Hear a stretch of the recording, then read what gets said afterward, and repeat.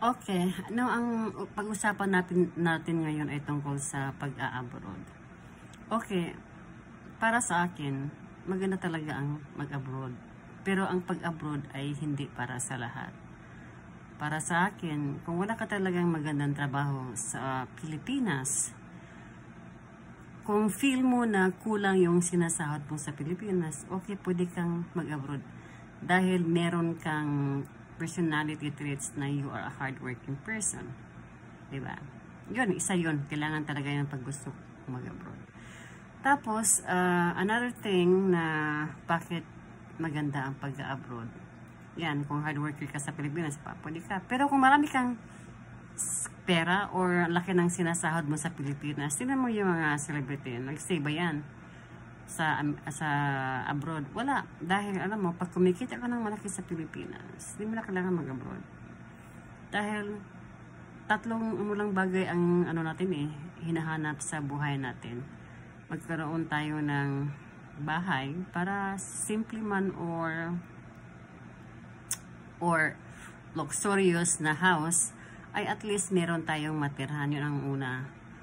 Pangalawa, may stable job.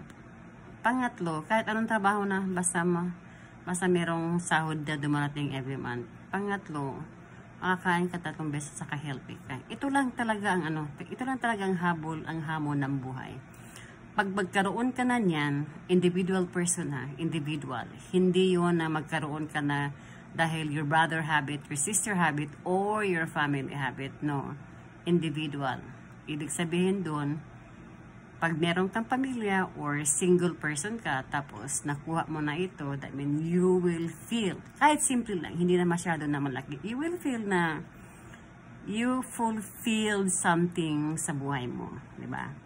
Ganyan lang yan. So, ang nakagandahan dito sa abroad ay yung sinisiguro lang na libre yung healthcare system dito.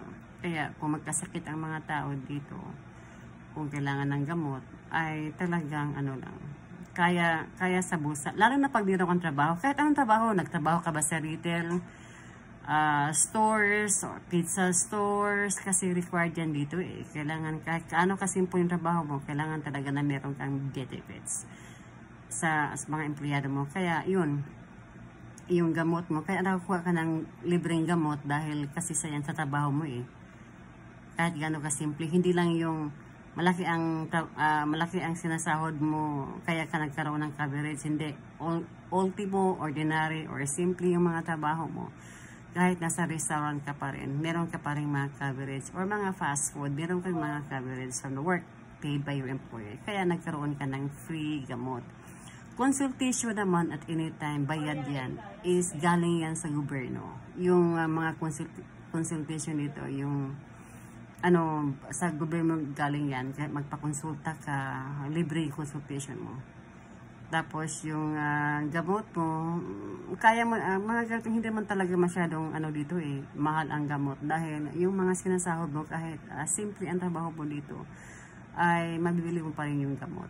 Lalo na kasi meron kang trabaho. That means meron kang coverage from your employer na yung mga gastos mo sa hospital or mga gamot, i-cover na yun doon sa sa insurance. Yun ang tawag na health insurance from your employer. So yun ang kagandahan. Tapos kung alam mo, kung tutuusin lang dito, mahirap ang buhay ito, tahimik, asaka wala masyadong kasiyahan dahil lahat ng tao dito ay nagtatrabaho. 24 hours ang work talaga dito. Kung gusto mo ng panggabi, meron dito.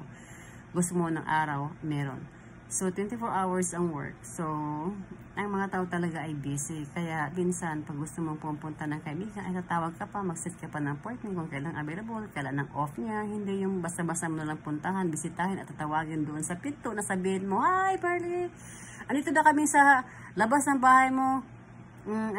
Pupunta sa iyo." Hindi pwede, pagagalitan ka pa. Dahil alam mo, minsan sabihin, "Bakit ka pupunta dito, hindi ka nagpaalam?" Wala kang bihis, hindi ka naglinis sa bahay mo, yung bang hindi ka nakipagsupply, hindi ka ready, kailangan mong pakainin, wala kang nailuto. Yun lang talaga ang mahirap yan. So, kailangan merong appointment, tatawag ka kung kailangan gusto kang pupunta para naman na ganun. So, yun lang. Yun lang kagandahan. Yung merong disadvantage at advantage dito. Pero, nakakatulong din talaga yung sahod mo dito sa abroad. Kung sino ang kailangan ng tulong sa Pilipinas, ay talaga matulungan mo talaga. Lalo na sa mga Pilipino, ang number one priority is education. Kaya pwede mong paaralin lahat ng mga pamangkin mo, yung pera pumapunta na lang doon. Pero wise ka rin sa sinasahod mo. Dahil kung isipin mo lang yung Pilipinas, tapos ikaw napabayaan mo na, hindi rin maganda yun. Dahil alam mo, pag dumating ka ng edad ng 50, between 50 and up, maano mo talaga sa sarili mo na pag mag-look back, iniisip mo talaga, alam mo lahat, ang dami ko ng perang dumadaan, pero hindi napunta sa akin, napunta sa ibang tao. Kasi tumutulong ka tumutulong ka lahat ng mga gastusin doon Kaya lang, ang problema kasi sa Pilipinas, alam mo, ang problema dito, ang maganda dito, ang gobyerno dito, nilook up nila yung mga tao dito.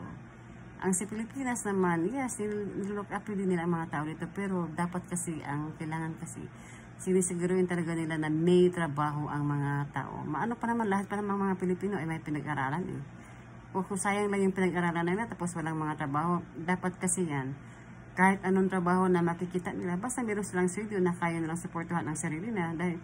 Dahil nasanay kasi tayong mga Pilipino na kung sino yung meron ang magsusuporta sa buong pamilya. No, hindi ganyan dito sa ibang bansa kasi pag 18 years old ka, pwede ka nang humiwalay sa pamilya mo. You have to stand in your own. Kaya sinusigurado ang ng gobyerno na may mga trabaho para sa mga young, sa mga youth. Kasi kung meron silang trabaho, kaya nang suportahan ng sarili nila. Yung magiging maging independent sila. Kaya nilang mag-rent ng apartment. So it's booming for the apartment too. Yung mga dyan, merong mga one bedroom. Booming sa mga youth kasi gusto nilang humihiwalay. Gusto nilang magtrabaho. Gusto nilang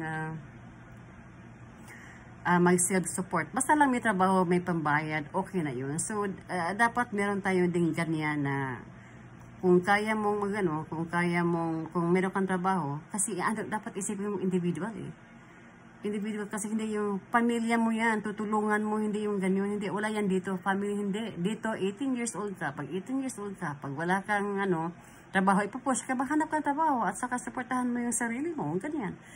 So, pwede kang, hindi yung pwede, umalis ka, dito, sabihin mo, umalis ka na sa bahay, dahil 25 years old ka na, magdidepend ka pa sa akin, maghanap buhay ka kung meron ka, tumira ka dito, at saka mag-rent ka sa bahay, you have to teach the person how to be independent. At saka, alam niya na, meron naman siyang pera, kailangan magbayad siya ng renta, magbigay siya ng small contribution, ganyan lang yan So, yun ang kagandahan. So, ito part 1 pa lang ito.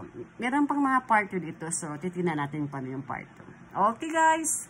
Maraming salamat sa pagpanood.